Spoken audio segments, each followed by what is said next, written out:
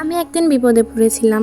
ছোটবেলা থেকেই আমি ভেবেছিলাম জীবনের সব সমস্যা মানুষ নিজের প্রচেষ্টা সমাধান করতে পারে। তবে একদিন সেই বিশ্বাস চ্যালেঞ্জের মুখে পড়েছিল। সে সময় আমি যেন অনুভব করছিলাম সব কিছু আমার নিয়ন্ত্রণের বাইরে চলে গেছে। মনে হচ্ছিল পৃথিবীটা আমাকে ছেড়ে চলে যাচ্ছে। দুঃসময়ে আমার পরিবার, বন্ধুবান্ধব সবাই পাশে ছিল, কিন্তু আমার মনের মধ্যে এক অজানা ভয় কাজ করছিল। আমি জানতাম না কি করতে হবে, কোথা থেকে সাহায্য চাইব। তখন একদিন আমার মা বলেছিল, দোয়া করো, আল্লাহর কাছে সাহায্য চাও। আল্লাহ তো সব সময় আমাদের পাশে থাকে, শুধু বিশ্বাস রাখতে হয়। প্রথমে আমার মনে হয়েছিল, আচ্ছা দোয়া পড়লে কি হবে, এই সমস্যাটা তো আমি নিজেই সমাধান করতে পারবো।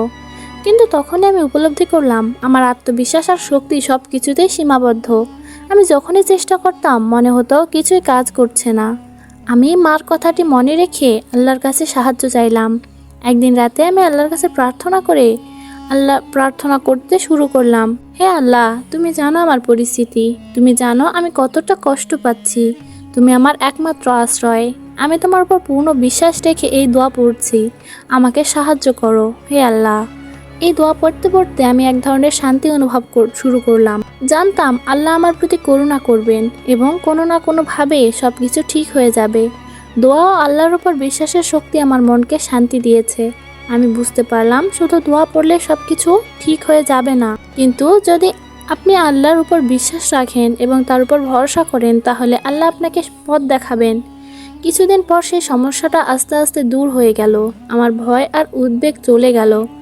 এই অভিজ্ঞতা আমাকে শিখিয়েছে যে জীবনের সমস্যাগুলোর সমাধান শুধু নিজের শক্তিতে নয়, বরং আল্লাহর উপর দৃঢ় বিশ্বাস আর দোয়া করার মধ্যেই রয়েছে। সত্যি বলতে আমরা সবসময় নিজেদের শক্তি দিয়ে চেষ্টা করি, কিন্তু আমরা ভুলে যাই যে সব কিছুর জন্য আল্লাহর উপর বিশ্বাস থাকা উচিত। দোয়া ও বিশ্বাসের শক্তি আমরা অনেক সময় ভুলে যাই।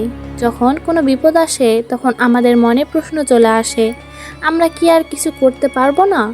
কিন্তু আল্লাহ আমাদের দিকে সাহায্য পাঠান যখনই আমরা তার উপর বিশ্বাস রাখি এবং তাকে ডাকতে থাকি।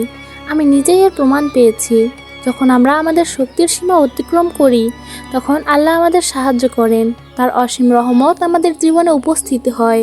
আমাদের উচিত প্রতিটি মুহূর্তে তাকে স্মরণ করা এবং তার উপর বিশ্বাস রাখতে। একবার আমার আরেক বন্ধু খুবই বিপদে পড়েছিল। তার পরিবারে এক বড় ধরনের সমস্যা চলছিল। সে খুব উদ্বিগ্ন ছিল, কি করবে বুঝতে পারছিল না। একদিন আমি তাকে বললাম, তুমি কি আল্লাহর কাছে দোয়া করেছো? নিশ্চয়ই তিনি তোমার জন্য সাহায্য করবেন। প্রথমে সে হাসলো, কিন্তু আমি তাকে বুঝিয়ে বললাম, তুমি যখন বিশ্বাস করবে তখন তুমি দেখবে যে আল্লাহ তোমাকে পথ দেখাবেন। আমার বন্ধু এক সপ্তাহ পর আমাকে জানালো যে আল্লাহ তার জীবনকে পাল্টে দিয়েছেন। তার সমস্যা এমনভাবে সমাধান হয়েছে যা সে কখনো কল্পনাও করেনি। সে খুব আনন্দিত ছিল এবং জানালো, তুমি ঠিক বলেছ, আমি আল্লাহর উপর বিশ্বাস রাখি এবং সেই বিশ্বাসের শক্তিতে সমস্যাগুলোর সমাধান হয়েছে। এখন আমি বুঝি যে দোয়া ও বিশ্বাসের শক্তি শুধুমাত্র আমাদের জীবনে নয়, আমাদের চারপাশের মানুষের জীবনেও কাজ করে।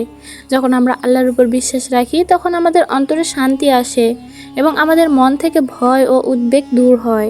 আল্লাহ আমাদের প্রতি করুণাময়, আমাদের উচিত তার কাছে সাহায্য চাওয়া এবং তার দয়ালু রহমতকে গ্রহণ করা। তবে দোয়া শুধু একবার নয়, প্রতিদিনের অভ্যাস হওয়া উচিত। আমি নিজে প্রতিদিন সকালে উঠে আল্লাহর কাছে প্রার্থনা করি যেন আমার জীবন ভালোভাবে চলতে থাকে।